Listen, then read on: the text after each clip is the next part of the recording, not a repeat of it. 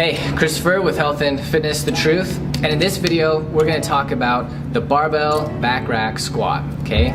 We'll talk about some of the things that commonly go wrong with it. I'll show you how to do it right. Let's check it out.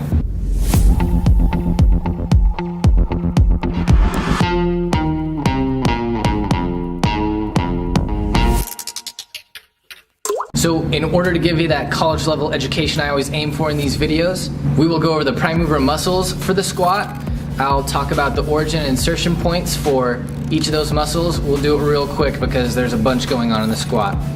We'll go over the good list of cues for the squat. And of course, as always, I'll squat and you can see it executed properly. Prime movers, those muscles primarily responsible for the movement of a squat. From the ground up, your quads, to some extent your hamstrings, your glutes, and your back. Particularly the muscles in your back that are responsible for keeping your spine upright or erect and in line. There are muscles in the back that are engaged when you're doing a barbell squat in order to keep your shoulders stable while you're holding the barbell, but we're not gonna look at those today. All right, let's look at Ozai for some of these muscle attachments. So let's start with glutes. Real quick, glutes have an origin all through here along the back of this, onto the back of the sacrum, the medial side of it for its side, and it comes out, attaches onto the back of the femur, and it actually stretches quite a ways down. If I turn Ozai around, we can look at his quads. So quads, it's so called because it's got 4 branches. It's all one muscle, but it has 4 different origin points and 1 insertion point. As far as origin points go, you got rectus femoris, which is the only branch of the quads that crosses this joint. It starts right up in here, and it comes all the way down, crosses this joint, comes all the way down through the patella tendon. Okay, so it makes contact with the patellar tendon, and then it inserts on the tibial tuberosity. Right here. So then you've got rectus femoris, vastus lateralis, vastus medialis, and vastus intermedius. Vastus lateralis, I'm gonna move your hand, Ozai, starts up here on the greater trochanter and comes down again to the same spot. Vastus medialis starts right up in here, and it actually wraps around to the back of the femur a little bit, okay? And it comes down and again inserts in the same spot. And then vastus intermedius, it stays on the shaft, okay? The lateral, the outside aspect on the front of the shaft of the femur, okay? Just the distal, this further down end of it. So that's where it originates, and then it just, of course, comes to the same spots to insert. That's your quads. Your hamstrings. Semimembranosus and semitendinosus are on the inside or medial aspect of the leg, okay? They both originate right here on your so-called sit bones or ischial tuberosity. But they're just right next to each other. They're not the same spot. They're not the same muscle. But they originate right next to each other, and they both come down and insert on the medial condyle of your tibia. They both insert right here. Biceps femoris comes to the other side on its insertion point. Okay, so it inserts on the fibula and on the tibia, just past the knee joint. Okay, that's where it inserts. But it has 2 heads. Okay. Its long head is right here next to the origin points for semimembranosus and semitendinosus, but its short head is just right here along this distal third of the shaft of the femur on the back. Okay, so it originates up here and just crosses right down here. Okay, now let's look at Ozai's back. If Ozai were to do a squat, the muscles in his back that would be working as prime movers in order to complete that movement would be quadratus lumborum and erector spinae, okay? I've talked about erector spinae in a previous video. I'll give you the link in the description.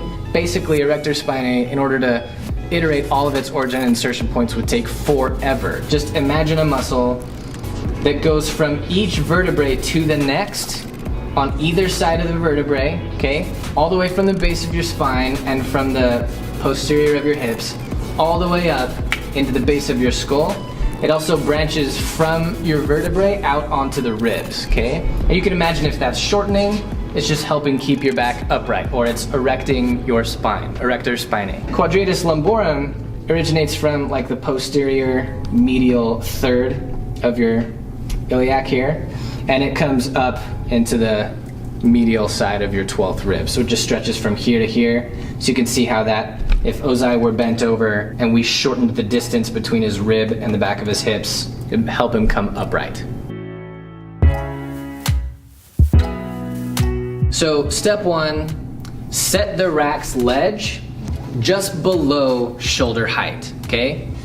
Sometimes you see people put the ledge on the rack right at where it's going to be sitting on their shoulders, right where the barbell is going to be sitting on their shoulders. And that's problematic because the ledge the bar sits on always has a little lip on the back of it, so that you have to get up and over that lip in order to set it on the rack. If it's right at shoulder height, then what you're gonna have to do is go up on your toes in order to get it off the rack, and then up on your toes again in order to set it back down. And it's just less stable, and less stable is less safe. Step 2, always approach the rack facing the rack. Approach your barbell for squats facing the rack, okay? I see a lot of people face away from the rack when they do this, and that means they're stepping out, and it kind of makes intuitive sense, but then it doesn't make sense when you're putting the barbell back on the rack. You have to be looking over each shoulder in order to make sure you've got it on the ledge of the rack before you put the weight down. It's a lot easier and safer to just face the rack, and then you can just walk into the rack and let the barbell run into the rack in order to let you know that you're safe to put it down. Okay, step 3, place the bar on the back of your shoulders, and it doesn't matter if you're gonna do a high bar or a low bar hold for your squat. Basically, a high bar is up on your shoulders, and a low bar is you drop it to a point right under the spine of your scapula. If that doesn't make sense to you, don't worry about it. You want it on the meat of your shoulders, and whether you've got a high or a low bar placement, you want the bar under the prominent cervical vertebrae that pops out most. If you just feel along your back, and you can feel, everybody has a cervical vertebrae, it's C7 on everyone, and you want the bar just under that. You don't want to be pulling the bar or trying to rest the bar on that prominent spinal process. Okay, step 4. Once you've got the bar on the back of your shoulders, bring your hands from wherever they may be on the bar, or put them on the bar, and then pull them in narrowly, okay? Pull your hands in narrow as you can get them, which means it'll look different on everyone. There's not a spot on the bar that everyone has to bring their hands to, but what you're going for is engaging the muscles that pull your scapula or your shoulder blades in toward your spine to bring your elbows in and your hands in narrow. And what you're trying to do is create stability on your extremities that are holding the bar in place. If you have a lot of movement in your shoulders available to you, then the bar is just less stable, okay? So you want stability in your back as you're driving force through your hips in order to come upright with that bar. Step 5 is that as you're trying to bring your hands in, the flexibility of your shoulders may be a thing for you. So if you feel like you've got your hands on the bar and your hands are wider on the bar when it's on the back of your shoulders, if your hands are wider on the bar, like as wide as it gets, and you feel like you can't bring them in anymore, you've just got super tight shoulders, my friend. And you need to do some stretches on those shoulders in order to make the squat a more viable exercise option for you, because you don't want to get your hands there and feel like you have to extend your back in order to get your hands there, or feel like you're pulling the bar into the back of your neck in order to hold it there. If you need to do some shoulder stretches, I'll make more videos that address that, but shoulder issues may be an issue when trying to put your hands where they need to be on the bar. Step 6, foot placement. For a squat, your feet should be, there's some variance. If I don't have any weight on me at all, I could put my feet together and do a squat, and in yoga, it would be called chair pose. But in as much as I've got all this weight on me, I'm gonna want a little bit more stability, so I'll put my feet a little bit wider.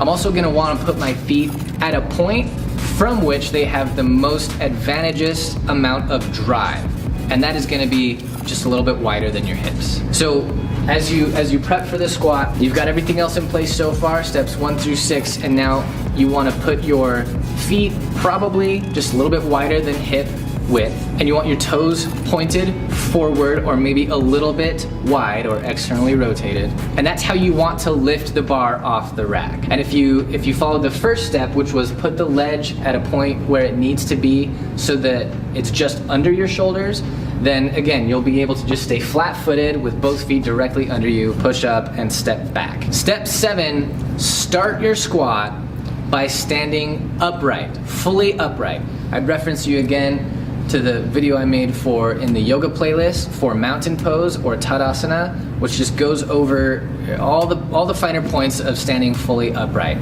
It's easy with a squat when you've got a bunch of weight on the back of your shoulders to kind of hinge and lean forward a little bit, and it's problematic. It sets you up not to do the squat right from the beginning, and we'll make that more clear in a step further down the line here.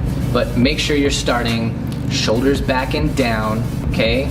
Scapula pulled together toward the spine, shoulders back and down, and your pelvis aligned right under your spine. Okay, step 8, you're ready to squat, so drop your weight down, and as you do so, keep a number of things in mind. 1, keep your feet pointed straight forward or slightly externally rotated, and there's a common cue of screwing your feet into the ground, okay? And what is meant by screwing your feet into the ground is that you're externally rotating your hips so that your feet won't go anywhere because of the friction between your foot and the floor. But if there were no friction, your feet would slide toes wide. What this means is, as you drop your weight, your feet will stay pointed forward, but your knees will go a little wide. But make sure that your weight is evenly placed through your feet. There's a critical difference. Your weight is evenly placed through your feet, externally rotating your hips.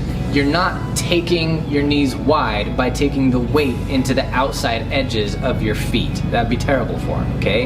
Your knees are going wide because you're externally rotating your hips, which creates stability in the hips, and stability allows you to generate force more easily through your glutes to come back up from the bottom of your squat. Also, if your knees are coming in or medial relative to the direction your toes are pointed, then it's terrible form on your knees. Puts a lot of stress on the inside edge of that joint, the knee, and they won't thank you for it if you're keeping that up. Okay, step 9 is the depth of your squat. There's a lot of discussion in online forums and YouTube videos about how deep a squat should go. What I'm gonna say is, everybody's a little bit different, and you can keep full good alignment and go all the way your butt to the ground, or only hips to 90 degrees, or even less than 90 degrees, and I'll show you the difference. So I have a lot of things working in my favor in order to be able to get super low, or what's called in the hole, or your hips below your knees is called in the hole. I can get in the hole without any difficulty. A lot of people just don't have the bone structure to be able to do that, and sometimes it's a flexibility issue,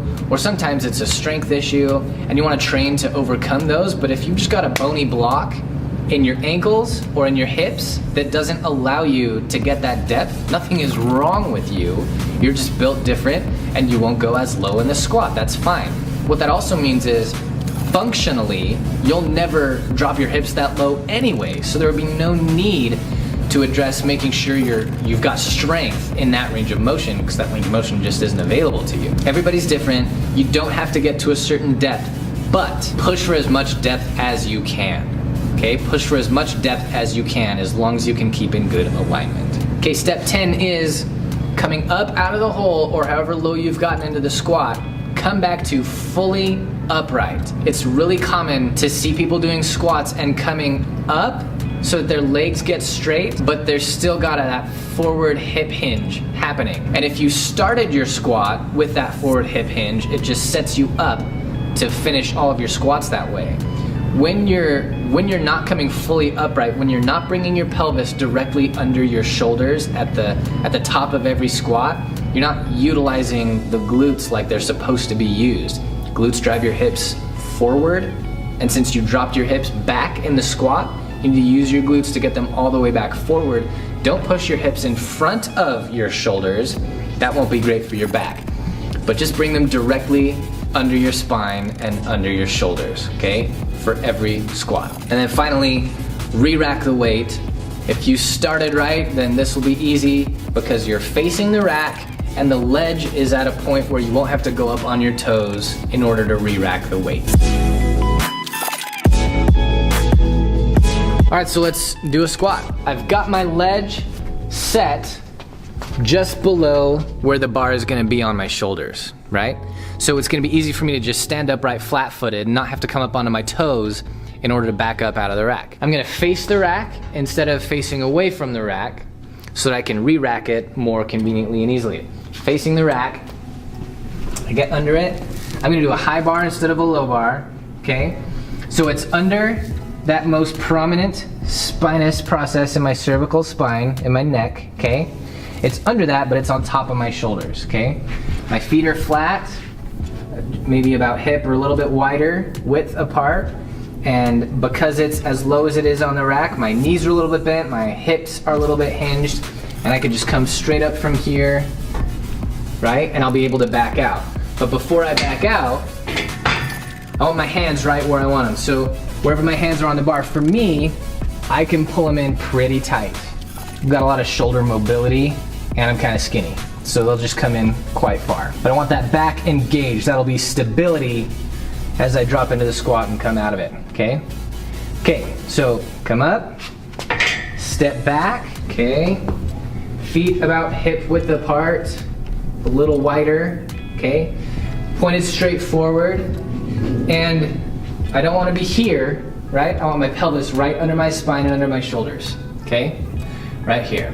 And as I drop my weight, I'll be externally rotating my knees so that they go a little bit wide, okay? And for me, I've got a lot of ankle and knee and hip mobility, so it's easy for me to drop super low in the hole. Can you see my knees are wide relative to my hips? That's because I'm externally rotating, and even though my weight is still through my feet evenly, I'm not coming out onto the outside edges of my feet, right? I'm just here, okay? All the way back upright, okay? Down, up. Okay, I'm just gonna come back, and I can literally just run into the rack instead of worrying about, is it on that one, is it on that one, is it on that one, before I can put the weight down. I can just walk forward, wait for the barbell to hit the rack, and then I can drop the weight. There you go, squats. Thanks for watching me and Ozai describe squats to you. My cameraman too, he got a squat in there for you. Hopefully you're better educated on how to do a squat now. If you have any other questions about the squat, it's possible I missed something, go ahead and drop it in the comments. If this was helpful for you, go ahead and hit that like button. Please subscribe, share with your friends if you think some of your friends could benefit, and we'll see you in the next video.